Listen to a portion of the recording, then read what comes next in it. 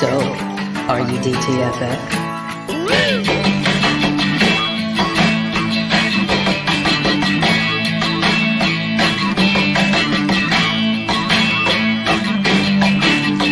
Once again, here is Drinking and Talking Fantasy Football with your hosts, Dustin Lunt and Jake Trowbridge. Hey, welcome back to DTFF, everyone. How are you doing this evening on a fabulous Tuesday night? We have got what I'm thinking is going to be one of my more favorite shows of this non-point scoring season. We are recapping our beer bets that we made throughout this entire season and talking about our bold predictions we made. So this is going to be a lot of fun. Just holding ourselves accountable and just, I don't know. I'm just really jacked up about this episode. I'm not going to lie, Jake. How are you doing this evening? I don't know if I'm quite up to your level with this one, but I will try my best to get there. I'm excited about this one because I love when we make beer bets. I love making the bold predictions. And yeah, it's all about transparency, but do we have to be so transparent? Because I just want to get ahead of some of these. I feel like we could be a little bit less transparent and I'd be okay with it. That's no. We got to, we got to be transparent. We're not perfect. I think everybody knows that by now. So I try to hide behind the fact that we think we're perfect. We're not. That's a good point. And let's be honest, the bold predictions was not intended to be something easy that we thought was definitely going to happen. It's more within the realm of possibilities that we think there's a chance it might, very outside chance. So they're kind of out there. So I wouldn't say outside chance. I think we went into these thinking, here are some plausible but really wild things that could happen. I think plausible is the key word there. Mm-hmm. And we don't just say it to say it. But, we understand that it's not like the popular thing, which is why they're bold. That's right. But before we get into all that, we had the final football game of the season on Sunday night here. The Super Bowl. I think everybody knows what I'm talking about there. It was a great game. I really enjoyed it. I'm glad to see that non-quarterback got the MVP for a change. It's wild. Mm-hmm. It was nice to see. I know we had some discussion at the end of the game. They're like, who do we think is going to get it? And I think we kind of came to the same conclusion. Like, yeah, it's probably going to be Cooper Kupp. It's probably, just because Stafford didn't play a great game.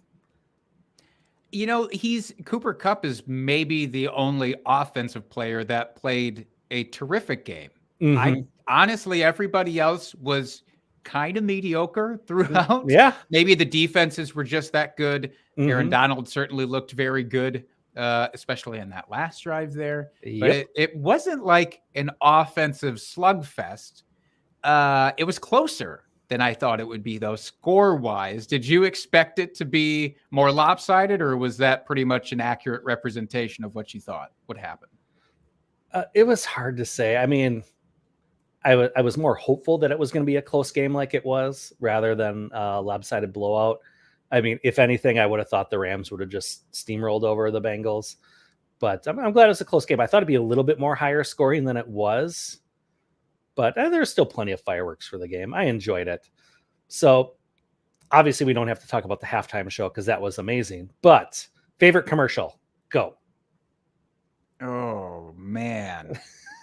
You really put me on the spot here. You didn't write this on the show sheet, Dustin. God. Nope. Going off script. I love anything with Paul Rudd in it. So I am going to defer to the Paul Rudd Seth Rogen commercial. I honestly don't remember what it was for, if I'm being honest. I don't know what it was for. I just know that I really enjoyed the hell out of it. Mm-hmm. Yeah, I'm right there with you. I was a big fan of the Scarlett Johansson, Colin Jost, Alexa commercial, where it was the mind reading and it would talk. I got a kick out of that one. That was good. It's good to see advertisements actually be watchable for once. Mm-hmm. That's really what the Super Bowl has become to a large swath of the nation. It's just, hey, we could actually sit through advertisements for once instead of the routine garbage we see every other day of the year. So that was a nice change of pace. But yeah, football season is officially over. We are in the official off-season, non-point scoring season here for fantasy football. So for all of you out there that are still with us, we thank you. We're going to be getting into all of our great off-season in-depth analysis that we've done the last couple seasons here. So stay tuned for that. But yeah, it was a great show. Great game. It was a show. It's a show. But yeah, it was a great game. I'm glad that's how the season ended. I'm happy for the Rams that they got their Super Bowl victory, and Stafford. I mean, he's deserved it. He's played very well over his career, so it's good to see him get one finally. And Aaron Donald. So I think that's enough Super Bowl chatter here. Jake, why don't you tell us what we're drinking? This is special by you this evening. Yeah, we're switching it up a little bit tonight. In honor of the final game of the season being in the books, I thought let's take it in a different direction. Let's really enjoy ourselves for this podcast. Not that we don't normally, but I wanted to kick that up a notch with some scotch. So we're going to do a little scotch tasting here tonight. I have 2 that I've presented to you. I labeled them all nice and neat and everything. We have a Glenmorangie 10-year. And we also have a Balnellen 12-year. So what I'm curious about, I figure we'll sip them at our leisure throughout the podcast. And at the end, we will do a little chatter about what we think was better. I know you're not like major scotch guy, but I know that you enjoy the occasional scotch. So I'll be very curious to see your thoughts here. I don't want to sully too much out of the gate and over describe these. So just suffice to say, one of them is much smoother than the other. The other is much peatier. So curious to get your thoughts at the end, but that's what we have on tap tonight. Yeah. I pulled out my nice Star Wars glass here. I don't think you can really see it all that well, but this is the Ice Moon of Hoth glass. So figured it's appropriate. I'm just going to pretend like I know what that means. The Venn diagram of Star Wars fans and fantasy football fans is just, they're in their wheelhouse right now. They're loving every second of this. So I'm here for them. I appreciate you being here for them. All right. Well, while we're sipping out of our Star Wars and or non-Star Wars glassware, do we want to get into our favorite segment? Yeah, let's do the drunk trade of the week. Drunk, hammered, drunk. Drunk trade of the week. So this is our beer bet payout and our bold prediction recap, and there's going to be a lot of sadness from my end, certainly about some of these things. So I wanted the company for my misery, and so I found from Twitter, they did not even submit, but I found them on Twitter aggrieving a drunk trade. So this one comes from @FF Hot Takes NFL on Twitter. Here's the context. 16-team startup draft. This person drafted best player available, as you should do in a dynasty startup, and ended up going 0 RB, basically, with Raheem Mostert as their RB1. When Raheem Mostert gets injured, Darrell Williams becomes their RB1. Oof. This is what we're dealing with ahead of the trade. Oof. So here's the actual trade itself. I made the worst, most idiotic drunk trade of all time and gave away a first-round pick for Tyson Williams after Gus Edwards went down with injury in a 16-team dynasty league. All the Tyson hype plus desperation plus something called Vegas bombs equals the perfect storm for a shit trade. So, here's the capper. I loathe seeing him, that's Tyson, on my roster still, but can't cut him after I so foolishly gave up way too much for him. # don't drink and trade. Dustin, let's break it down. First question I have for you. In this situation, would Darrell Williams or Gus Edwards be considered your RB1? That's what I want to know from a personal standpoint. Who would you have said prior to injury was your RB1? I would probably say Gus Edwards. It's kind of what I thought too. So I disagreed with the premise out of the gate. And that's why I wanted to set the stage as best as we could. So, okay. Well, I mean, if you had Mostert, I mean, that I would consider as your RB1, I guess, just based on his past performance in that offense when healthy. Right. But after that injury, then now you've got these two guys. I agree. I would have considered Edwards. But the main crux of this issue is Tyson Williams. First round pick, super early in the season. Lest we forget, he did start off with a bang.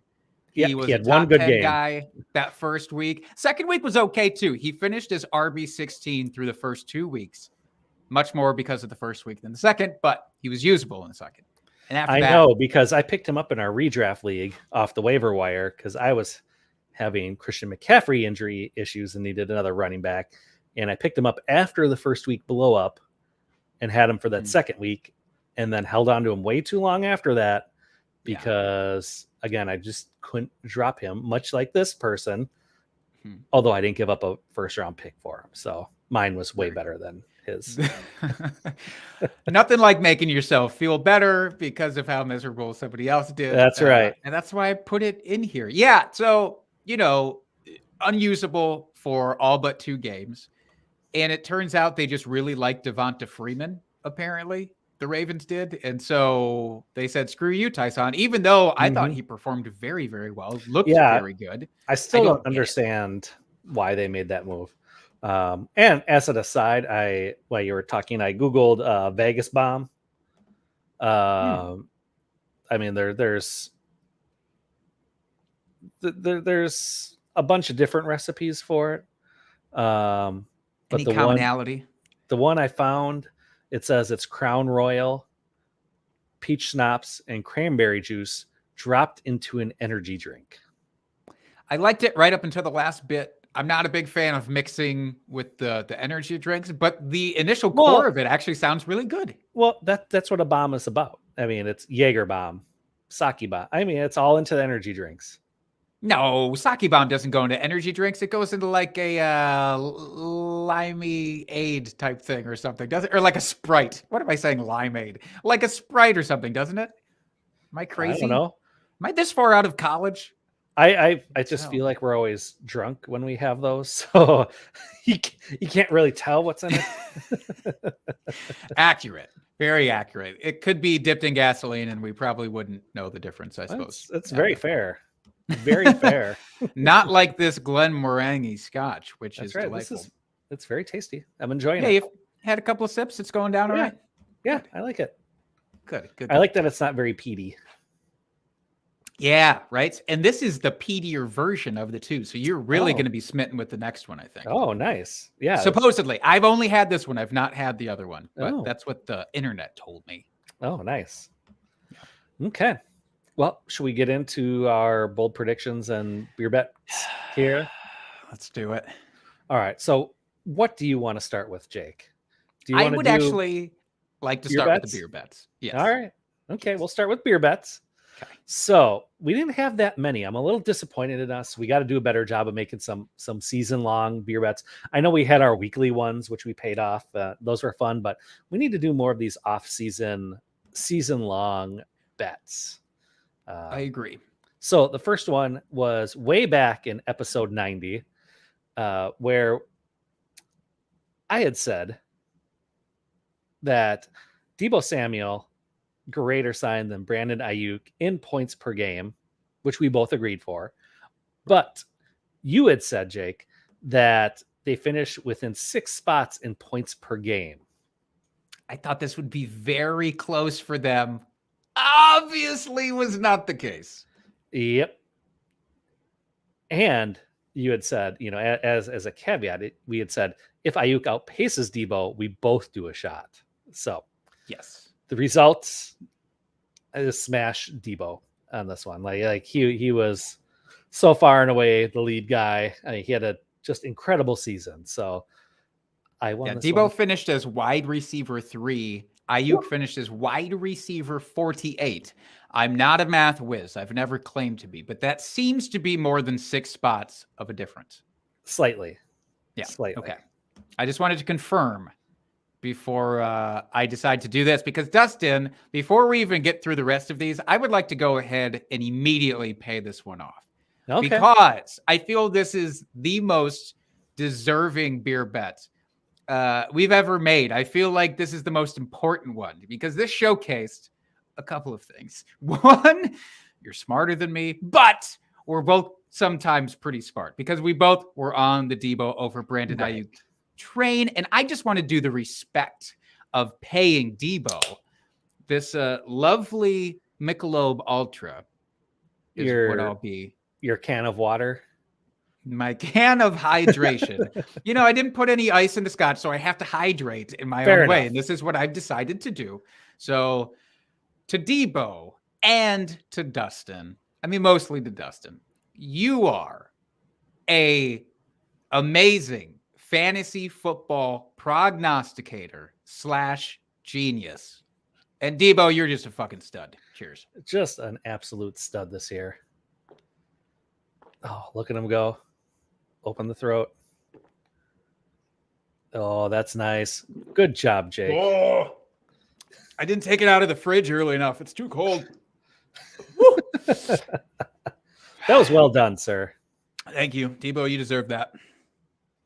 That was nice. Yeah, that's probably the one thing I'm most proud of this last season is my Debo stance that I just planted my flag on him super hard, and just rode that all the way. So I'm really happy with that. But the happiness ends there for me.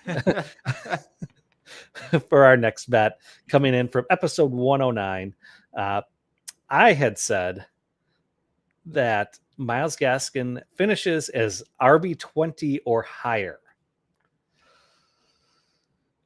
This wasn't that bad, Dustin. No, you're kicking yourself here. He was the RB25 overall and the RB28 in points per game. So it's not even like it wasn't even just health with him because he was close in both. So, a few spots off. He still finished better than I thought he would, if I'm being honest. But it's still disappointing that I didn't get it. I felt like I was right there. You pushed me on the line, though. I feel like if we were to go back and listen to the tape, you probably pushed me up to RB20. Probably. If I go back and listen to it and it says RB25 and I let you talk me out of it, I will be so pissed. Now I really hope it does. I really hope it does. But yeah, this one I'm bummed about. This next one, I just want to real quick get out of the way because, we made so few beer bets and this one didn't even get to come to fruition. I know. J.K. Dobbins finishes RB22 or lower. I was out on Dobbins. I was Gaskin level out on Dobbins. Dobbins didn't play this year, so we had to nullify the bet. So just playing the what if game here. Do you think you would have won that beer bet just based on what the other running backs in that offense did this year? Not a chance I would have won that one this year because if you saw what Devonta Freeman, again, what he did in that offense from the time he was actually named the starter through the end of the season, he himself was like a top 20 guy. The running backs were getting more targets than I thought anybody would in that offense in the backfield. So I think far and away, he would have been borderline top 12 guy, if not far up in there. Yeah, so that's disappointing for me. But here's hoping next. Do you want to make a bet for him right now? Do you want to take that same line for this next year? No, not a just asking you right now. See if I've seen the error of my ways, Dustin. I don't want to revisit that. All right. So next one, I think were these all from the same episode, or we just not put the episode? They must have been all from the same. I think they were all from the same. I think we just went hard in one episode trying to rack some up here. Nice. So next one, I had said, or no, you had said, Jake, that Julio Jones would score at least 8 touchdowns this season. At least. How many did he score, Jake? Okay, the thing about this is no. How many did he score? Answer the question. He only played 13 games. I don't know, whatever he played. He scored 1 single touchdown. I was trying so hard to wish touchdowns into Julio Jones. That's not because that's not Julio. But he deserves it. It was a new team. It was a I didn't fresh say he start. didn't deserve it. I'm just saying that's just not Julio. He doesn't score touchdowns. But how much of that was Matt Ryan versus how much of that was Julio? That's the question that I was trying to answer with this beer bet. And of course, it got answered very quickly. It's Julio. Now, of course, you can say he had injuries. He did. And sure, he might have gotten an extra 2 to 3, maybe even 4. I will give him that. I will say a 5-touchdown season was in the realm of possibilities if he was healthy. Right. But was 8? No, probably not. It's unfortunate. And boy, Julio dropped, of anybody not named Allen Robinson, he probably dropped down my ranks the most from the previous year to this coming year. Yeah, absolutely. All right, we got 2 more here. We didn't do that many, like I said. So this one, I had said that Logan Thomas finishes as tight end 8 or better. He only played 6 games. He did. But we said points per game. I was willing to give, because that's the thing with a lot of these. Is people get injured and we have to respect that. Yeah, and especially if it's only like a game or 2, then it, you want to make it fair. Even with only playing in 6 games, he was tight end 17. I do feel like he probably would have turned it around, especially with how volatile the tight end landscape is. I feel like he probably would have had some boom games there that really would have bumped him up. But we'll never know. We'll never know. I have to give you a little bit of leeway on this one. And not that I'm going to allow you to not pay off the bet, because that would be insane. But I do mean so much of this finish did come down to that one last game where he was in and then got hurt very early on in it. And that dropped his average down quite a bit. Just looking at like the first 4 games that he played, he was great.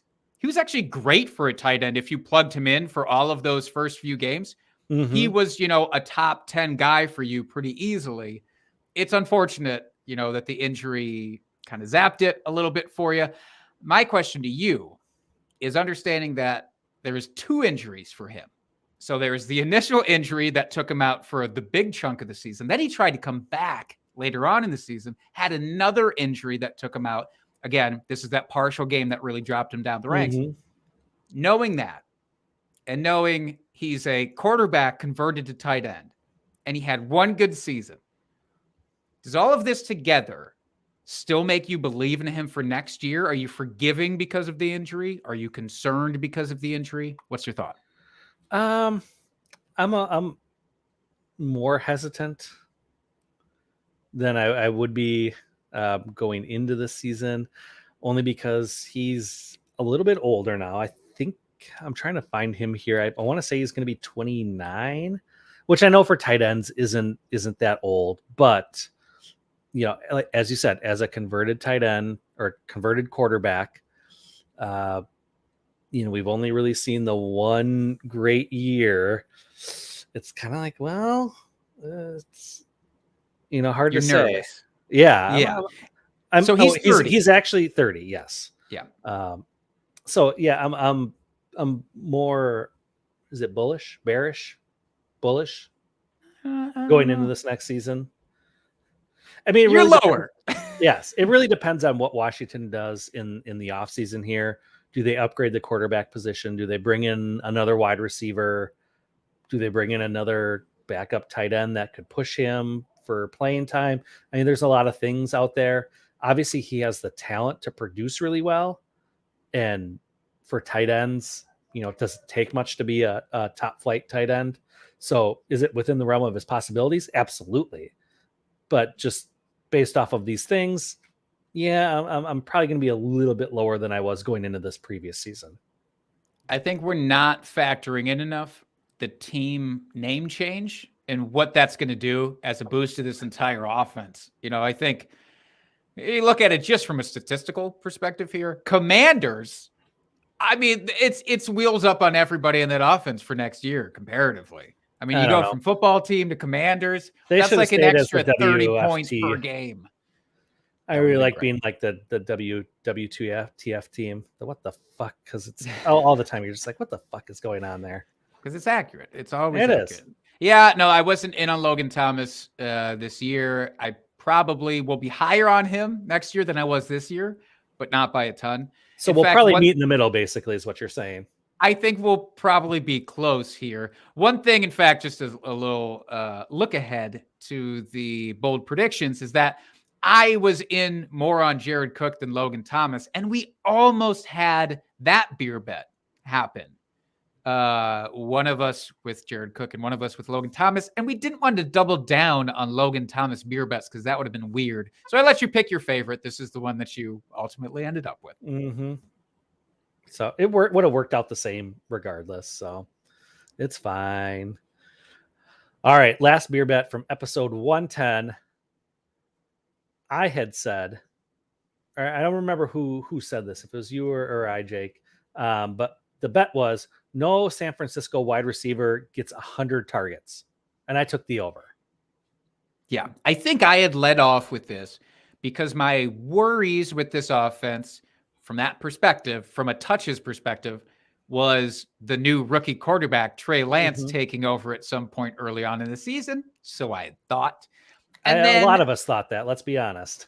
Yeah. And so then, well, what does that look like? You know, how many more rushing opportunities is the offense going to see as opposed to passing opportunities? If we're doing one of those cheap and easy, maybe lazy takes of comparing him to Lamar Jackson, we saw what that meant for the pass catchers on the Ravens. If a similar thing happened there, I was like, I don't think any of them, they're all too good. Debo, Ayuk, Kittle, they're all too good. And none of them is bad enough to be like the odd man out. Again, so I thought. Turns out that was Brandon Ayuk, at least in the first half of the season. And so I was like, I don't think any of them are going to get 100 targets because there's not going to be enough to go around. And then Jimmy Garoppolo just stuck around all the way through the playoffs and really made me look like an asshole. Yep. So Debo ended up with 121 targets, the only San Francisco player to end up with more than 100 targets. So yes, victory for me as well. Again, it just goes back to the Debo thing. I mean, it just worked out all around for me this year. So I'm very happy about that. It really did. He won you 2 beer bets all by himself. That's right. That's how great Debo is. That's right. So that does it for beer bets. As I said earlier, we gotta really get some more in this off season here. Because they're fun to go back and just see what we were thinking before games even started, before free agent, the whole 9 yards, like before the draft. We have no idea what's going on, but we're still going to plant a flag, see if it sticks or not. We had a couple that stuck, a couple that didn't, but it's fun. We might make another beer bet here before the end of the episode. I'm saying it's very possible. It's possible. We already did one last episode. We've already kicked off this go round of them with a Dawson Knox one from the previous episode. So you never know. We might get there. So, bold predictions. Do you want to start us off here, Jake, or should I? I'll do it. I'll fall on the landmine here. Let's start with quarterback. The most important position in all of football. I think we can both agree on that. Right, Dustin? Is that fair to say? It's fair. So the most important predictions are going to be at the quarterback position. I was so in on this rookie class of quarterbacks in 2021. One of them being Trey Lance. Again, he has been my downfall in all of this. I blame everything on Trey Lance because I said 2 rookie quarterbacks would finish inside the top 12 in points per game.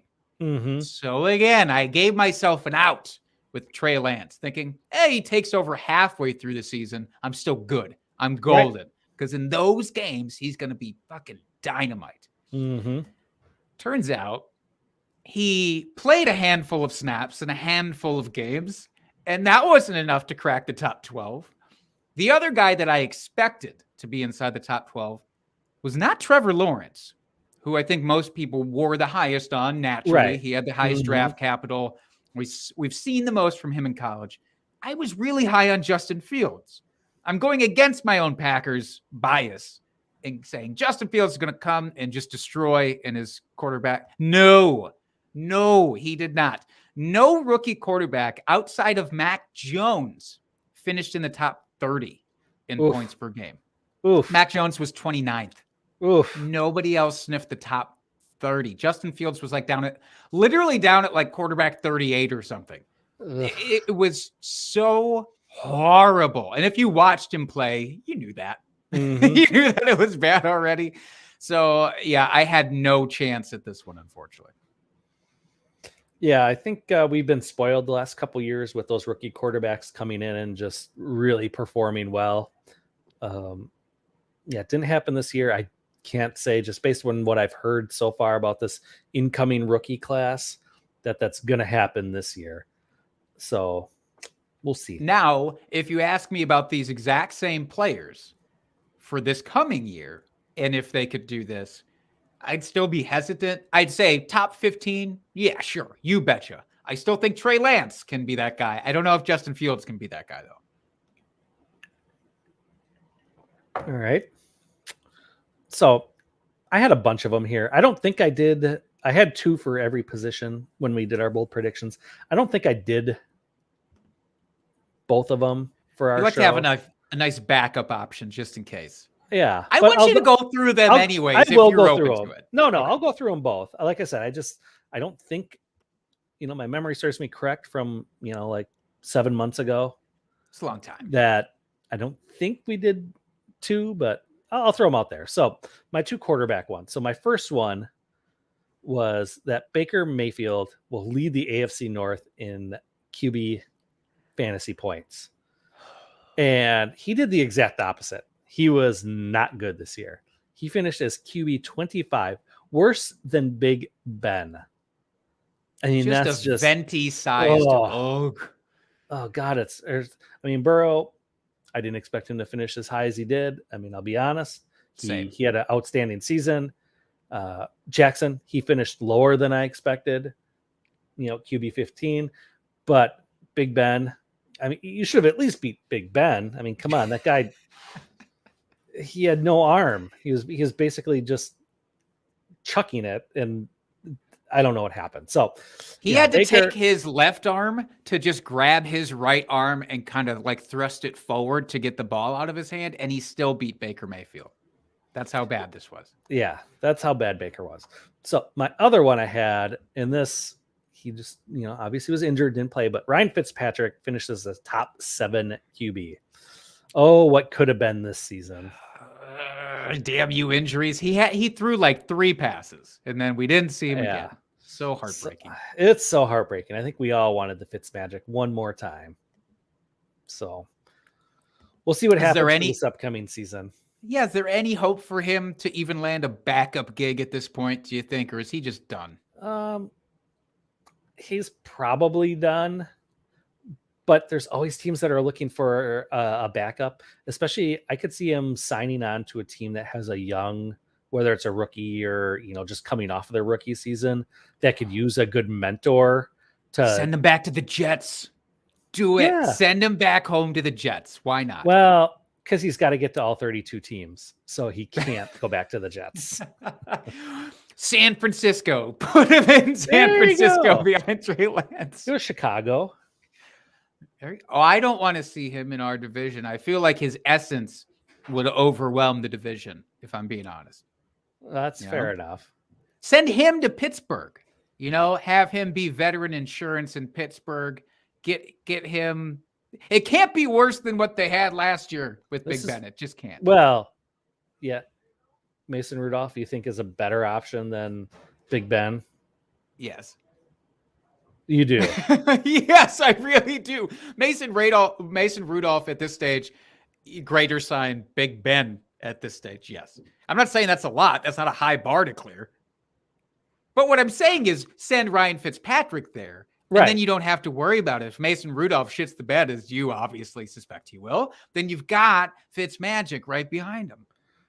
So I'm going to propose a beer bet right now then. If Mason Rudolph plays and is the named starter for Pittsburgh, he will not finish better than Big Ben did this last year for total fantasy points.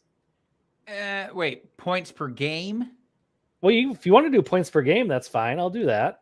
I'm not expecting him to live out a full season as the starter if they do have a quality backup, such as Ryan Fitzpatrick there. That's why I don't want to get locked into a season-long thing here. All right. But if we're talking about we could do points per game. Better than QB 21 and points per game, yes, I would be comfortable with that. All right. Lock it up. Let's lock it up. I'm so proud of us for getting these on the books. Are you going to type that in? Oh, yeah, I'll type. Okay. I'll do the next bold prediction here while you're You just didn't want to type something this gross into the show, Doc. That's all it is. Yeah, well, that happens. As the one that does the majority of the talking here and leading the show, it's delegation. That's all it is. Okay. So my running back bold predictions. I had LaMichael Pirine will be the lead running back for the Jets. And again, just a big fucking whiff on this one. We had Michael Carter as the number one option, the number one running back in that offense. Where did Pirine end up? Number 5 on his own team. That's how poorly he was. Ty Johnson, better than LaMichael Pirine. Tevin Coleman, better than LaMichael Pirine. Who's the fourth? Do you know who the other guy even was back there? I would have to pull up the stats. I don't have the page. Let me look. I want you to go into why you believed in LaMichael Pirine and if there's any chance of him being anything next year. What I think it is I really thought that he had decent draft capital last year.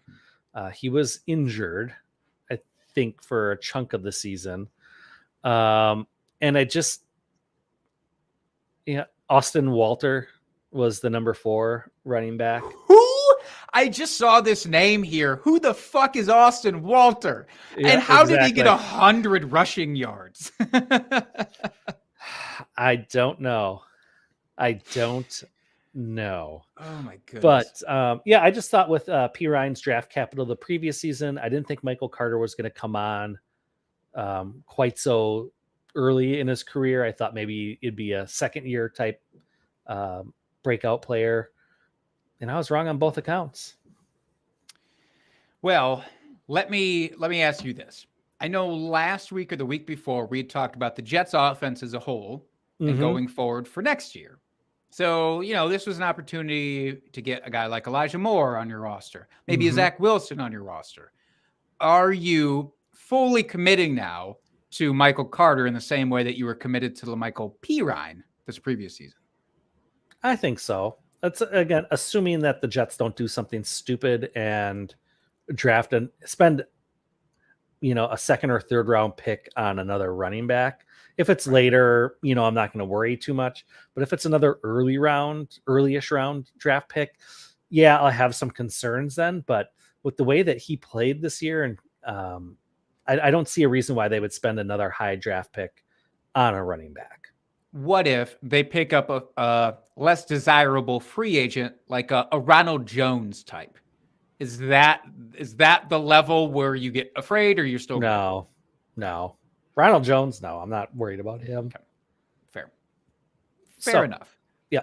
So my other one for running backs, which this was, I didn't even put any notes on this on the show sheet because it was just so obviously bad.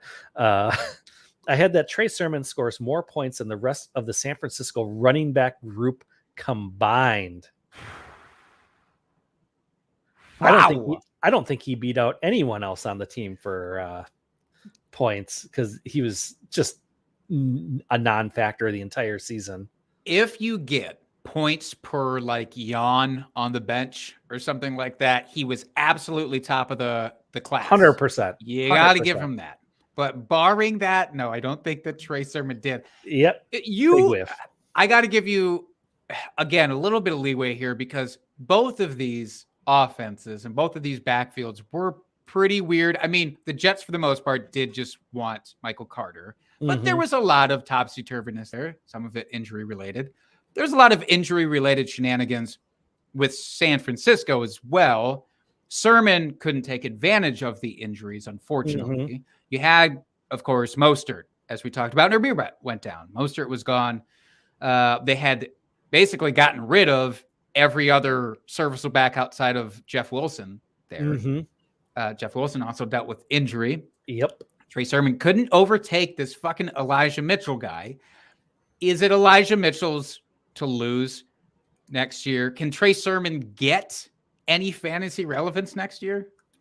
Could he? Yes. I don't know what it was this year that he just couldn't get on the field, but could he? Yes, I think he could. But I think it's Mitchell's backfield to start with, or he'll get the bulk of the carries, at least to start the season, barring injury or barring something else. What, I don't know, fumbles or, right, steps on Shanahan's dog's tail or something. I don't know. That just might be what Sermon did this year. It could be, but I mean, I know they spent the draft capital, but we've seen that Shanahan doesn't care about that. He's in that Pete Carroll mold where it's like, no, we're going to play the best players regardless of draft capital. So I think they saw what they had in Mitchell this year, and they're going to continue to roll with that. I think the only hope you have, just trying to a little bit of light at the end of the tunnel, maybe for Trey Sermon people, is we saw Brandon Ayuk at the start of the season just not get any play for something that we'll probably never know about. It was clearly just a coach versus player issue there. Maybe it was like that with Trey Sermon, but extended out through the entire season. Yeah. And maybe he gets over that for next year. So as like a cheap dart throw, maybe toss in for a dynasty trade, I'd still be willing to do that for Sermon. Yeah, absolutely. I'm right there with you. All right, Jake, what was your running back bold prediction? Well, I'm not willing to throw a dart throw even at this other guy in this backfield. So confusing backfields. I thought this would be one. I thought Tampa Bay was going to be pretty confusing, and to the point that no running back from the Bucs would finish inside the top 35 in points per game. This was Leonard Fournette, Ronald Jones, and new guy Giovanni Bernard, aka the new James White. Right, is what I had dubbed him, I believe. I just thought, they'll all vulture each other into oblivion. We hadn't seen, outside of playoff Lenny the previous year, we hadn't seen anything out of him prior to that. Ronald Jones looked bad prior to that, but just good enough to stay on the field. And again, share those touches. And then Gio Bernard was supposed to be the third down specialist guy. He's going to catch all the passes, and none of it's going to really matter for your fantasy team. Turns out Bruce Arians did not share my thoughts on this because Leonard Fournette ended up as the RB6 overall. Again, not a math guy, but that is substantially higher than RB35. And he just made me eat my words from about week 4 or 5 on. I can't remember the exact turning point, but it was early on and never looked back. I say just didn't let up the entire season. Nope. Gio Bernard, he got out there and he caught some passes, but it certainly was not the James White effect there with Tom Brady. Leonard Fournette ended up being serviceable in that area, and he just looked good. I mean, great. He looked great. I can't even just downgrade him that way. He looked great. We don't know what the hell the future holds for him right now because we don't know anything about the Bucs right now because Tom Brady retired, and so it kind of throws everything into an upheaval there. I think we've already talked about him in the past, so I don't want to hammer on this too much. You don't believe in Ronald Jones. I think we already hinted at the fact you do like Leonard Fournette on a good enough team. Yep. Yeah. All right. Moving on then. So wide receivers, my 2 here, I had, and I really felt confident about this one. I thought this was going to be a slam dunk bold prediction. I had that CeeDee Lamb and Amari Cooper were both going to finish as top 12 wide receivers this year. I really thought with what we saw from that offense last year, I was like, yep, it's wheels up for this year. It's going to be, they're in the second year of the McCarthy offense. It's just going to be the greatest show on turf part 2, basically here. And it was not that, unfortunately. I didn't even hit one of them. So we had CeeDee Lamb was wide receiver 14 on the season, and Amari Cooper was wide receiver 26. Not at all what we were expecting out of either of those players. No, because along came this big dick swinging tight end and Dalton Schultz that again we talked about in previous episodes. Mm-hmm. He became the apple of Dak Prescott's eye pretty early on, and it just was more of a spread offense.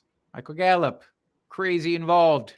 Cedric Wilson got really involved when there was any hint of an injury. It just it wasn't for these two. It wasn't this funneled offense to these guys. It's a bummer. If you had to pick one for next year to crack that top 12, would you go Lamb or Cooper? I'd go Lamb. Okay. And does this have anything to do with injury concerns with Cooper? Because again, that always factors into him. No, I just think Lamb going into his third season. I mean, this is nothing to take away with what Cooper has done because he's a very good wide receiver. I just think Lamb just takes that next step now that he's going to be year 3 and becomes more of that focal point in the wide receivers for that offense rather than Cooper. I would hope that they let him open things up. If you just watch, and again, I'm not a scout, but by God, if you just watch the games, it's pretty clear CeeDee Lamb should be a dominant guy on every play. Exactly. So then my other one, and this one hurts a little bit, just because he did get injured and tore ACL again in the Super Bowl. It's OBJ. I'd said that he's going to outperform his ADP, which at the time was wide receiver 27, by at least 10 spots. And that did not happen. Maybe if he would have gotten traded to the Rams earlier in the season, that would have happened because he was really coming on and they were using him how he should be used, as opposed to having Baker Mayfield just throw lame ducks around and not throw it to OBJ. So, yeah, it was a little disappointing. He did not finish anywhere near where I thought he was going to. And now we won't know for next year because at this point he's probably going to miss at least half the season, I would think, at a minimum. Yeah. So I think they pegged November as about an appropriate time frame for him to get actively involved again. Yeah, so it's disappointing for him because I liked how LA was using him the second half of the season. Once you could tell once he got acclimated to the offensive scheme and that offense that there was something there. Like he was making plays, not quite his Giants days when he broke onto the scene, but I mean he was starting to show up and play pretty consistently and basically proving that his best days aren't quite behind him yet. All he needed was a good quarterback to throw him the ball in a good offensive scheme. Shocker. I know. So this is disappointing for him because I really thought he was going to kind of have a strong second half to his career at this point if he was able to stay with LA, but we'll see what happens. I'm glad that you brought this up, though. I'm glad that you did both of yours for this very reason. Because, yeah, bearing the lead, we didn't talk about it up at the top because it's bummer news. But, yeah, with that injury here and that projected timeline, we had talked about just not that many episodes ago. Do they keep OBJ and Robert Woods? They can't possibly keep both, can they? Who's going to stay? Who's going to go?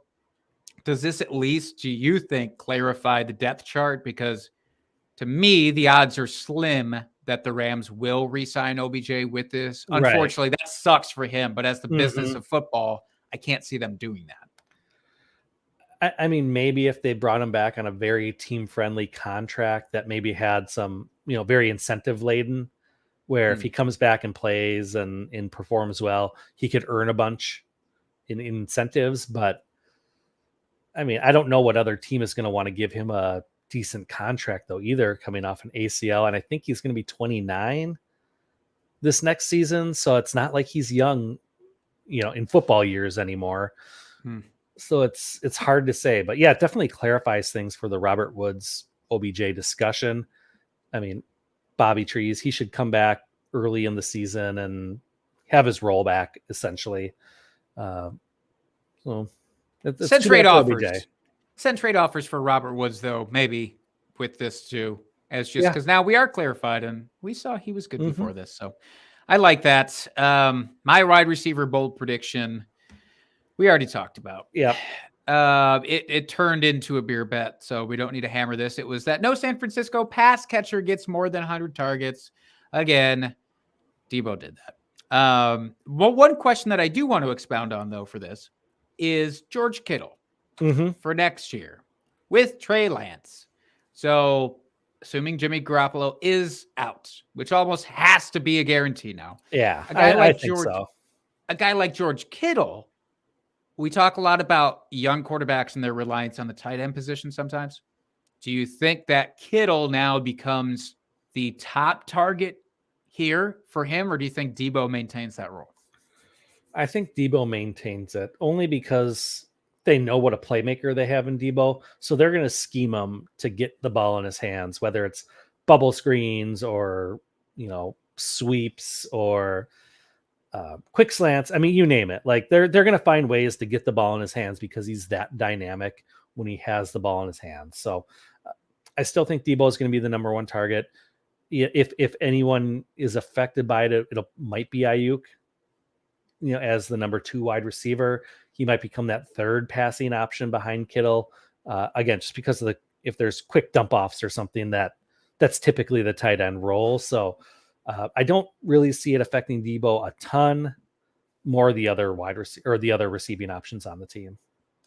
Fair. For what it's worth, I think Kittle turns into quite the blocking tight end next year, and I think you're going to see a little bit of a downtick in targets. All right, why don't you hit us with your tight end one, since we didn't really have to talk about your wide receiver one here. Yeah, let's do it again. I hinted at it earlier, but Jared Cook outperforms Logan Thomas. Now, Dustin, you had said it didn't matter which beer bet you took because, again, you had the option of Logan Thomas finishing as a top 8 or better, or Logan Thomas outperforming Jared Cook. You said it didn't matter. It actually did for your purposes because Logan Thomas was tight end 17. Jared Cook was tight end 18 in points per game, Dustin. You would have gotten this one even with all the injury bullshit of Logan Thomas. He was far and away the better option when he was out there on the field. I mean, Jared Cook, I expected so much in that offense, and that offense was great. The Chargers were great. Yes, they took a few games to really get going. And there was an early start to the season where people were even doubting Justin Herbert because we all overreact to every damn thing. But, that offense just hummed, and it just didn't need Jared Cook, it turns out. And so, I don't know. It's not that he's a bad player. He was a great player. In fact, that was part of the reasoning for this is it wasn't just about the position. It's because Jared Cook was great in the previous year. And most of his metrics, I'm talking stuff like yards per catch, air yards, yards after the catch, like all of this was amazing for a tight end, especially one of his age. And then it's just like, well, we'll plop you in here, but just like try and catch a ball occasionally. And that's all we're going to ask of you. And sometimes he couldn't even do that. So he wasn't Hunter Henry. He wasn't earlier Jimmy Jared Graham. Cook. Yeah, he wasn't even Jimmy Graham. He was just a disappointment for me. So that is the final death nail in the Jared Cook fantasy coffin, I'm afraid. All right. Well, then let's round this out by the last 2 that I have here. So this one I whiffed big time on. I said Evan Ingram is going to finish as a top 5 tight end, finished as tight end 23. I know there's injuries on that team, all abounds. I mean, I don't know anyone that has faith in Evan Ingram anymore after this last season. I mean, he had his one good year, and he hasn't done anything really since then. I will not be doing another Evan Ingram bet. I'll tell you that. Okay, hypothetically, though. Let's say that somehow he gets a quarterback upgrade. Like, it doesn't seem like this year's going to happen because you're out entirely, regardless of quarterback. I have a beer bet for you then, my friend. I am willing, and we'll see what the dividing line is and how much you really hate Evan Ingram here with this bet. I am willing to bet that Evan Ingram will be a top 12 guy next year. In points per game, let's say. Right. Okay, I'll take that. All right, let's do it. I will don't jot believe that it. one down. I'm All out. right.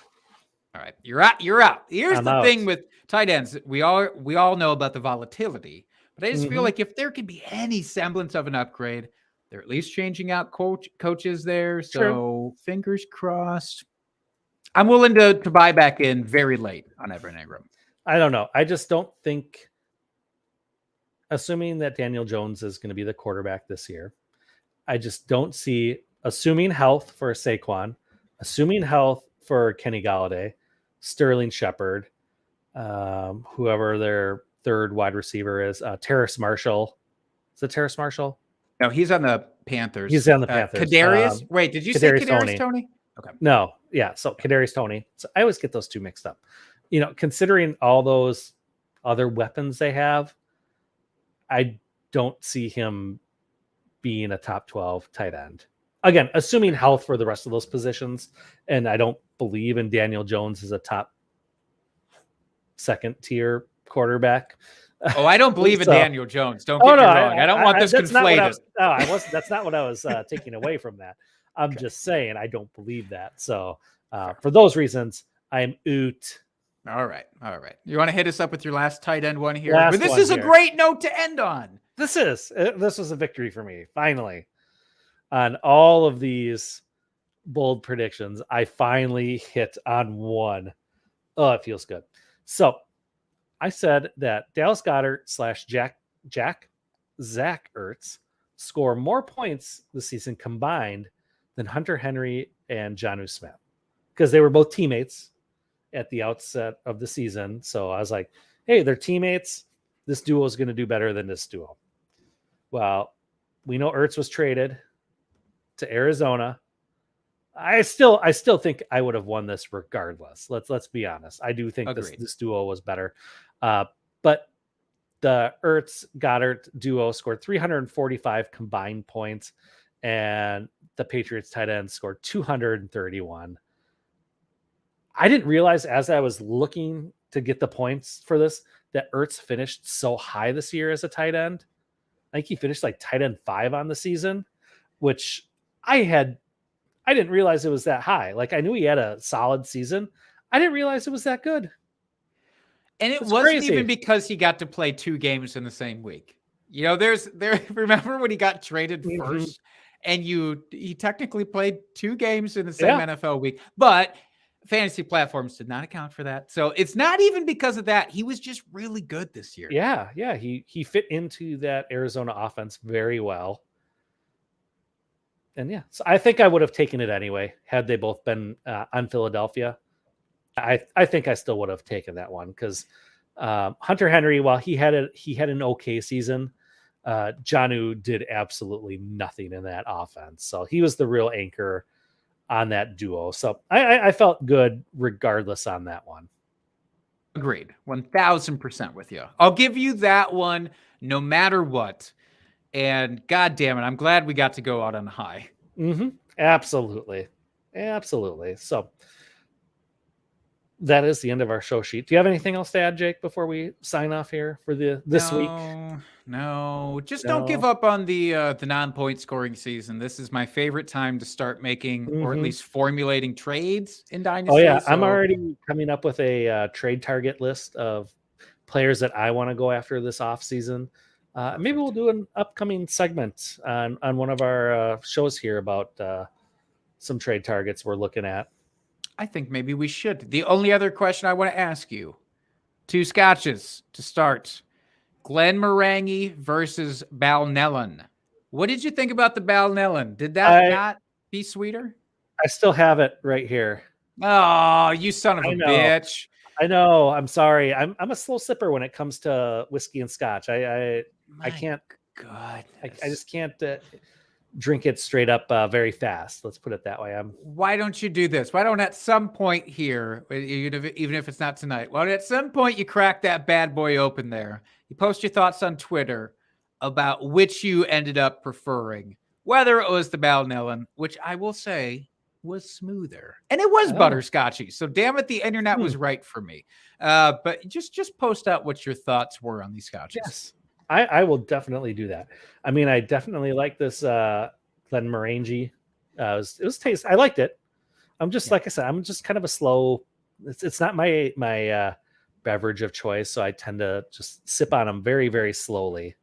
Fair. So it's nothing against this particular Scotch. I enjoyed it tremendously. It was very good. It's not my drink of choice, and I am a slow drinker when it comes to those. It's not your Will Forte. No, it is not, unfortunately. So great show, Jake. We did it. People can find you on Twitter at Jake Trowbridge, They sure can. doing all your things out there, posting videos, giving hot takes. Hot as shit takes. Yeah. You can find me at FF Dusty Dog. I'm sometimes interactor on Twitter, but I'm always there for DMs if you need me. And then definitely hit up our podcast account here at Drinking Fantasy. We are literally here for all of your off-season questions now that we are in the non-point scoring season. We're here for it all. We don't take time off. Granted, we are mainly a redraft focused show. We do enjoy Dynasty. We do both do Dynasty. So we are in it, the thick of it, all off season long here. So hit us up for any questions, trade targets, any sort of roster construction questions, any of it. We're here for it. So hit us up there. Go give us 5 stars on whatever podcast platform you listen to us. If you are an audio only listener, we do appreciate it. Hit the little bell here on YouTube if you're watching us to subscribe. They'll let you know when we go live every single Tuesday evening, which 99% of the time is 6:30 Central Standard Time. But it'll remind you, which who doesn't like a good reminder like that? I, for one, love it. Oh, great. Thanks, Jake, for that. You're welcome. Yeah, we're going to come back next week with a very great show. Talking about some face plants, unfortunately, but got to hold ourselves accountable. So that'll be a good one. And until then, folks, keep drinking and talking fantasy football. Cheers, FFers.